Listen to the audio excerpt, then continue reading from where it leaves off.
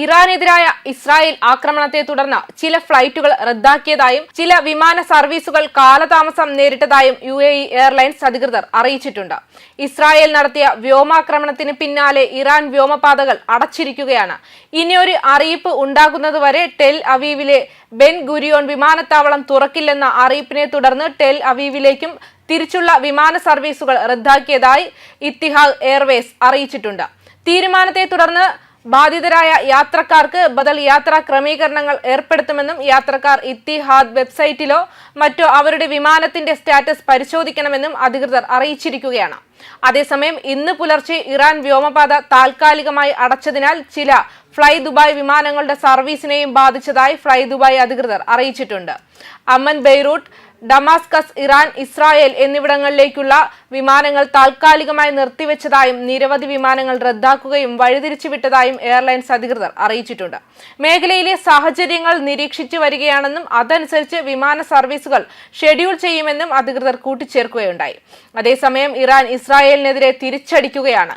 100-ലധികം ഡ്രോണുകളെ ബോംബുകളുമായി ഇസ്രായേലിലേക്ക് ഇറാൻ അയച്ചു. എന്നാൽ ഇവയെല്ലാം ഇസ്രായേലിലേക്ക് എത്തും മുൻപേ തകർത്തു വരികയാണെന്നും ഇതുവരെ ഒന്നിനും ഇസ്രായേലിന്റെ ആകാശം തൊടാനായില്ലെന്നും ഇസ്രായേൽ സൈന്യം വ്യക്തമാക്കിയിട്ടുണ്ട്.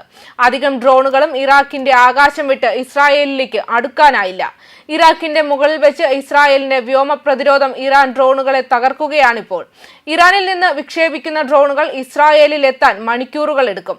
അതിനാൽ തന്നെ കണ്ടുപിടിച്ച് പ്രതിരോധിക്കാനും ഇസ്രായേലിനും എളുപ്പമാണ്.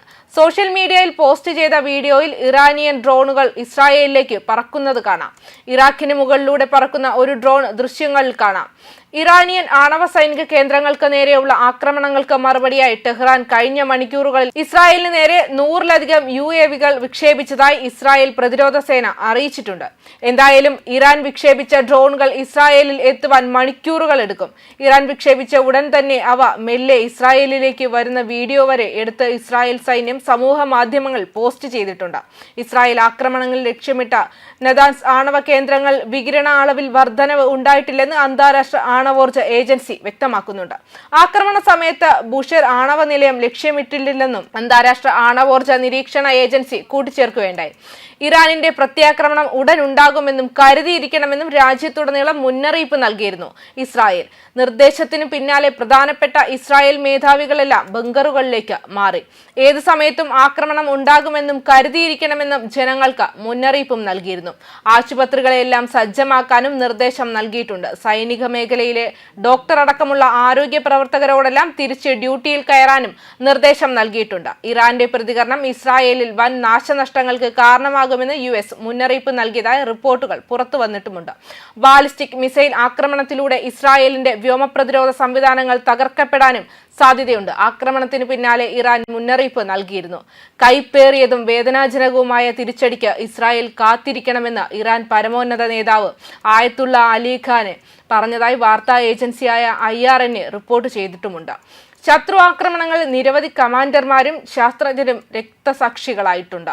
അവരുടെ പിൻഗാമികളും സഹപ്രവർത്തകരും ദൈവം അനുവദിച്ചാൽ ഉടനെ അവരുടെ കർത്തവ്യങ്ങൾ പുനരാരംഭിക്കും. ഈ കുറ്റകൃത്യത്തോടെ സയന്റിസ്റ്റ് ഭരണകൂടം കൈപ്പേറിയതും വേദനാജനകവുമായ ഒരു വിധി സ്വയം ഒരുക്കി. തീർച്ചയായും അത് അവർക്ക് ലഭിക്കുമെന്ന് അലിം ഖാനെ പ്രസ്താവനയിൽ പറഞ്ഞു. ഇറാന്റെ സൈനിക ആണവ കേന്ദ്രങ്ങളെ ലക്ഷ്യമിട്ടായിരുന്നു ഇസ്രായേൽ വ്യോമാക്രമണം നടത്തിയത്. നേരത്തെ തന്നെ ഇറാനെ ഇസ്രായേൽ ആക്രമിക്കുമെന്ന് റിപ്പോർട്ടുകൾ ഉണ്ടായിരുന്നു. ആക്രമണത്തിൽ സാധാരണക്കാർക്കും ജീവൻ നഷ്ടമായതായാണ് വിവരങ്ങൾ വരുന്നത്. തെഹ്റാന് ചുറ്റുമുള്ള പ്രദേശത്തെ സൈനിക കേന്ദ്രങ്ങളും ഇറാന്റെ പ്രധാന ടെഹ്റാന്റെ തെക്ക് ഭാഗത്തുള്ള നദാൻസ്, തബ്രിസ്, ഇസ്ഫഹാൻ, അരാഖ്, കെർമൻഷാ തുടങ്ങിയ പ്രദേശങ്ങളിലാണ് പ്രധാനമായും ഇസ്രായേലിന്റെ ആക്രമണങ്ങൾ നടന്നിട്ടുള്ളത്. കെട്ടിടങ്ങൾക്ക് നേരെ നടക്കുന്ന വ്യോമാക്രമണ വീഡിയോയും സോഷ്യൽ മീഡിയയിൽ പ്രചരിക്കുന്നുണ്ട്. ഇറാൻ തലസ്ഥാനത്തെ റെസിഡൻഷ്യൽ കെട്ടിടങ്ങൾക്ക് നേരെ ഉണ്ടായ ഇസ്രായേൽ ആക്രമണത്തിൽ സ്ത്രീകളും കുട്ടികളും ഉൾപ്പെടെ നിരവധി സാധാരണക്കാർ കൊല്ലപ്പെട്ടതായി ഇറാനിയൻ സ്റ്റേറ്റ് മീഡിയ റിപ്പോർട്ട് ചെയ്തിട്ടുണ്ട്. ആക്രമണത്തിന് പിന്തുണ നൽകിയിട്ടില്ലെന്ന് US അറിയിച്ചു. ഇസ്രായേൽ ഏകപക്ഷീയമായി പ്രവർത്തിച്ചതായി US state secretary Marco Rubio പറഞ്ഞു. ഇറാനെതിരായ ആക്രമണങ്ങളിൽ ഞങ്ങൾ ഉൾപ്പെട്ടിട്ടില്ലെന്നും റൂബിയോ പ്രസ്താവനയിൽ വ്യക്തമാക്കുന്നുണ്ട്. US ഇറാൻ ആണവ ചർച്ച നടക്കാനിരിക്കെയാണ് ഇസ്രായേലിന്റെ ആക്രമണം. ഞായറാഴ്ച ഒമാനിൽ വെച്ചാണ് അമേരിക്കയും ഇറാനും തമ്മിൽ ആണവ പദ്ധതിയെക്കുറിച്ചുള്ള ചർച്ചകൾ നടത്താനിരുന്നത്. ന്യൂസ് ഡെസ്ക് കർമ്മ ന്യൂസ്.